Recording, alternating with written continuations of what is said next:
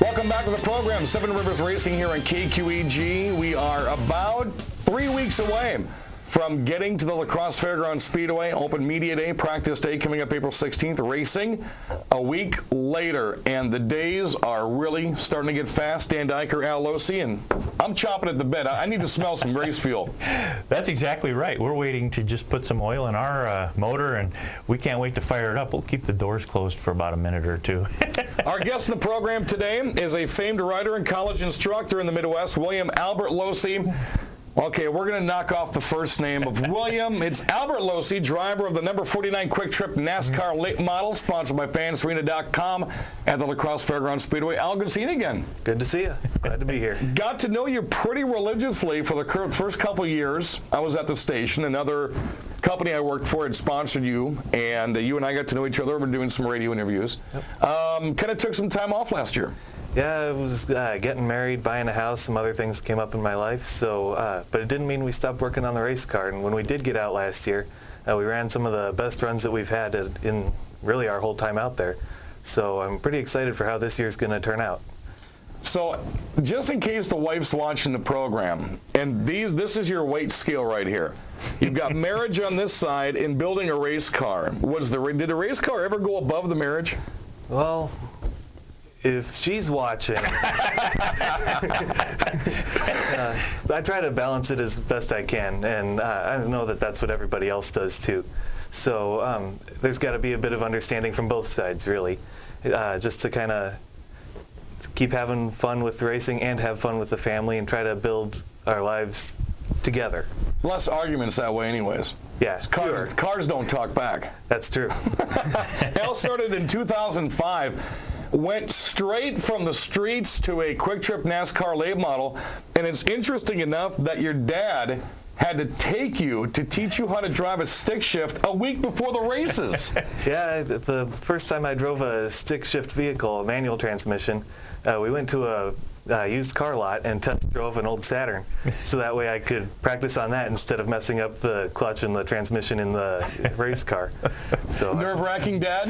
Actually, he did pretty darn well. There was a few times he stalled it, but he was determined. Yeah. So now, between the two of you, what do you say the day he comes up to you? Racing has been in your entire family for ions and ions of years. What do you say the first time Al Jr. comes up and says, Dad, I want to race? Actually, he really didn't do it that way. He came home and said, Dad, I bought a late model. And then take it from there. Well, what happened after that? Well, we brought it home, and I believe it was the beginning of December, so it was just sitting out in the driveway taunting me for about 4 months with the snow on it, and I'd go out there and brush it off, and then it was finally time to get going, and I had no clue what I was doing, but we went out there, and my first qualifying attempt, going into turn one, I actually hit the clutch instead of the brake, so I looped it about 20 feet into the career. So, but from there, we've just kind of kept learning and moving up, and my dad knows a lot from his experience, and I've been learning as a driver. My brother's been learning as a mechanic, and Andy and my mom, Caitlin, everybody involved has just been learning as we move along.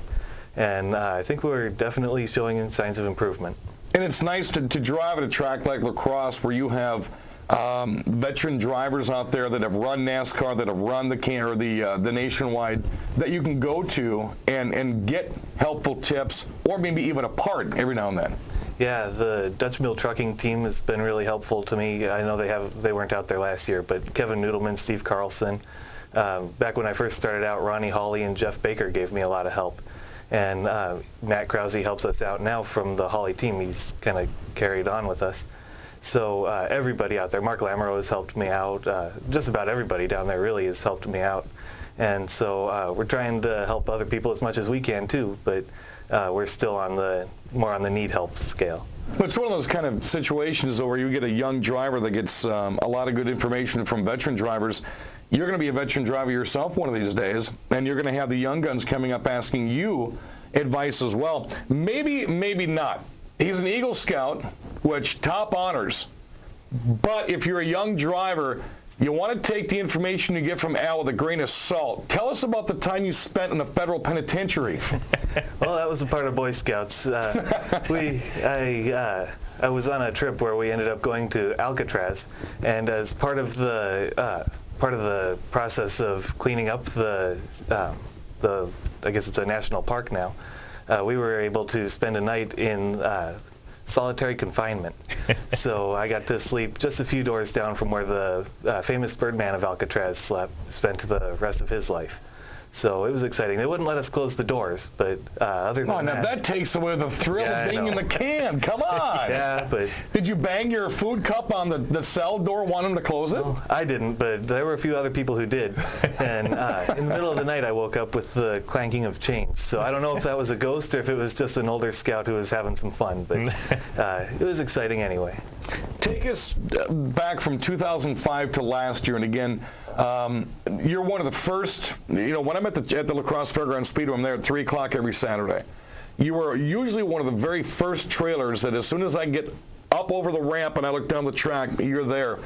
Go from 05 to 2011, that's a long span of racing. How much have you learned? Oh, it's a night and day difference. When we went out there the very first time, we were using my Ram Charger, and we'd just pile a bunch of tools and a couple tires in the back of that and load the car up and hope it was good to go. And now we're taking all the tire temps and all the checking the hardness of the tires, seeing how much they've worn out, and there's just so much more information that we take off of the car now, so that way we can improve. Whereas when we were first going out there, we were just trying to get used to what's going on. Real quickly, in 30 seconds, the relationship where you separate dad and you separate crew chief, and you part the waters with the two. Well, it's kind of hard because he's my dad, no matter what, whether he's the crew chief or. I mean, it's different when you yell at dad and you yell at the crew chief, and you feel bad. Oh, I just yelled at my dad, but my dad's actually my crew chief, and he's helping. I don't feel bad. Yeah, no, I'd rather have him express himself, and really, we don't yell too much. We've never really, in our family. It's all a business when we're at the track, so it's do this, do this, do this. It's not really, why did you do this? It's, let's just do it. We take a more intellectual approach, if that makes sense. We do get angry, but we try to do it in an orderly fashion. Let's figure out what the problem was, rather than wasting our time and energy getting angry. I would just take it out on your brother. He's actually the crew chief. Albert Locy drives the number 49 Quick Trip NASCAR late model, sponsored by fansarena.com. It's right there on the shirt, too, by the way. When we come back, we're going to go inside, and not just literally jumping inside. We're going to show you the inside of Albert's car around the La Crosse Fairgrounds Speedway and the fantastic paint job the number 49 has. Coming up next in the Seven Rivers Racing Show here in KQEG.